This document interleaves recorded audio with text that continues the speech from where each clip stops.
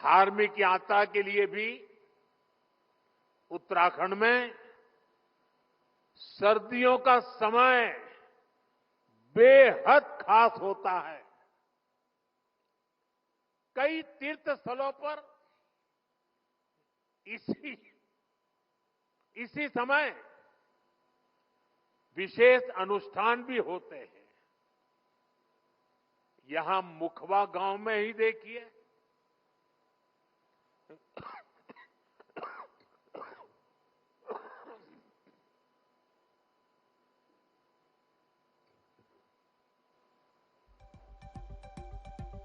यहां जो धार्मिक अनुष्ठान किया जाता है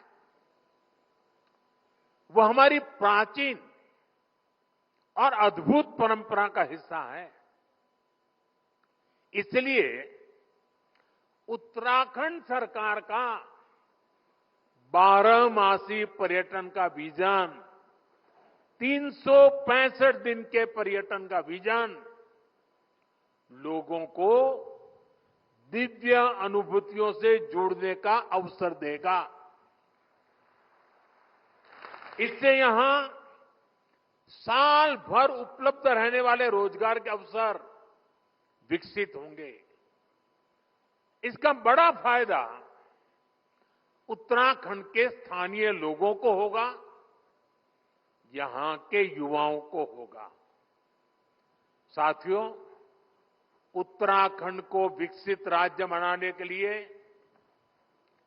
हमारी डबल इंजन सरकार मिलकर काम कर रही है। 4 धाम ऑल वेदर रोड, आधुनिक एक्सप्रेस वे, राज्य में रेलवे, विमान और हेलीकॉप्टर सेवाओं का विस्तार 10 वर्षों में उत्तराखंड में तेजी से विकास हुआ है। अभी कल ही उत्तराखंड के लिए केंद्र सरकार ने बहुत बड़े निर्णय लिए हैं। कल केंद्रीय कैबिनेट ने केदारनाथ रोपवे प्रोजेक्ट और हेमकुंड रोपवे प्रोजेक्ट को मंजूरी दे दी है।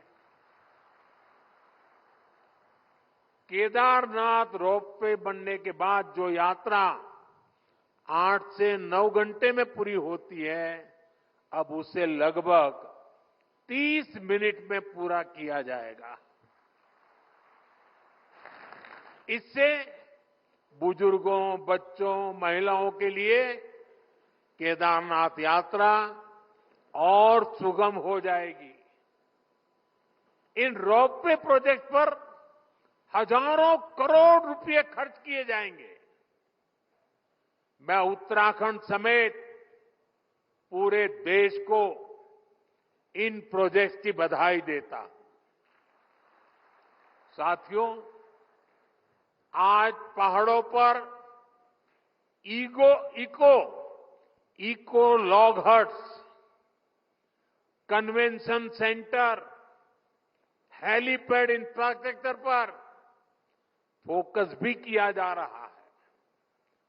उत्तराखंड के टिम्मर सैंड महादेव, माणा गांव, जादून गांव में टूरिज्म इंफ्रास्ट्रक्चर नए सिरे से विकसित हो रहा है। और देशवासियों को पता होगा, शायद नहीं होगा, 1962 में जब चाइना ने भारत पर आक्रमण किया, तभी हमारा जादू गांव को खाली करवा दिया गया था। ये हमारे 2 गांव खाली कर दिए गए थे। 60-70 साल हो गए, लोग भूल गए। हम नहीं भूल सकते।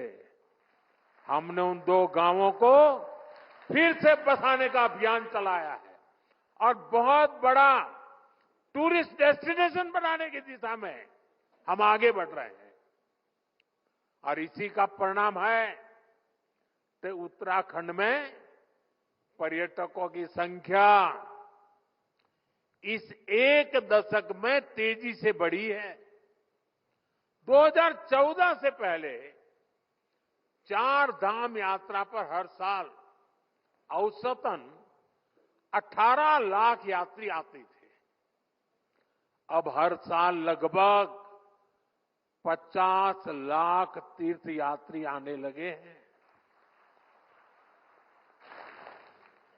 इस साल के बजट में 50 टूरिस्ट डेस्टिनेशंस को विकसित करने का प्रावधान किया गया है।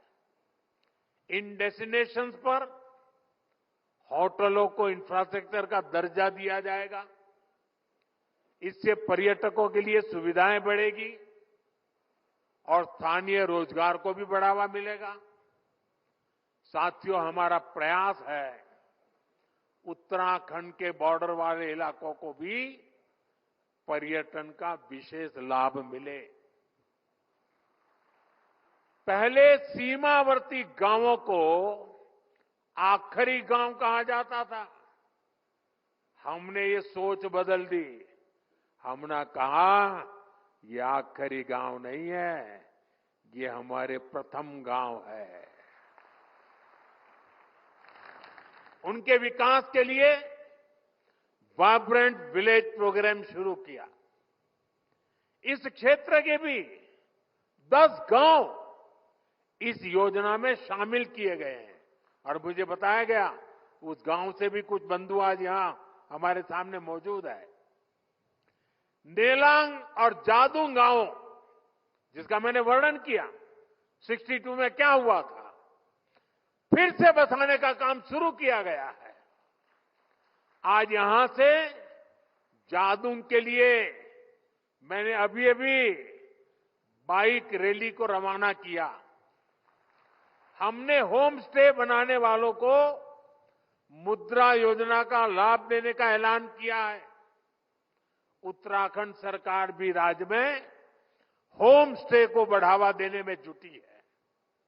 जो गांव इतने दशकों तक इंफ्रास्ट्रक्चर से वंचित रहे, वहां नए होम स्टे खुलने से पर्यटन बढ़ रहा है, लोगों की आय बढ़ रही है।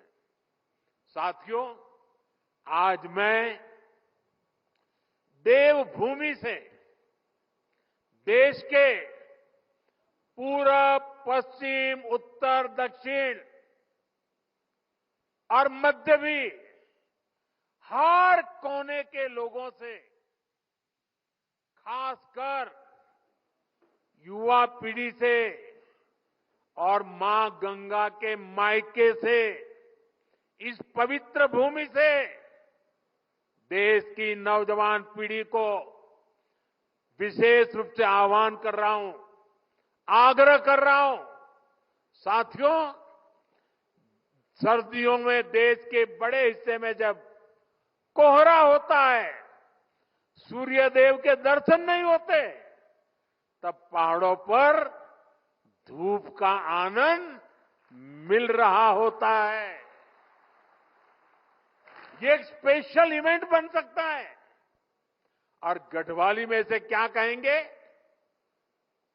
घाम तापो पर्यटन।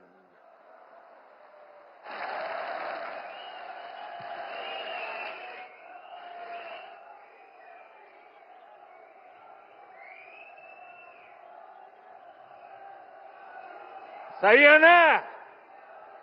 घाम तापो पर्यटन। इसके लिए देश के कोने कोने से लोग उत्तराखंड जरूर आए। खासकर हमारे कॉरपोरेट वर्ल्ड के साथी, वे विंटर टूरिज्म का हिस्सा बने। मीटिंग्स करनी हो, कॉन्फ्रेंसेस करनी हो, एग्जीबिशंस करने हो, तो विंटर का समय और देवभूमि, इससे होनहार कोई जगह नहीं हो सकती है। मैं कॉरपोरेट वर्ल्ड के बड़े महानुभावों से भी आग्रह करूंगा वो अपने बड़े बड़े सेमिनार्स के लिए उत्तराखंड आए, माइस सेक्टर को एक्सप्लोर करें। यहां आकर लोग योग और आयुर्वेद के जरिए रिचार्ज और री एनर्जाइज भी हो सकते हैं। देश की यूनिवर्सिटी, प्राइवेट स्कूल्स और कॉलेज में मैं उन सब नौजवान साथियों से भी कहूंगा कि स्टूडेंट्स के विंटर ट्रिप्स के लिए आप उत्तराखंड को पसंद कीजिए। साथियों, हमारे यहां हजारों करोड़ की इकोनॉमी वेडिंग इकोनॉमी है।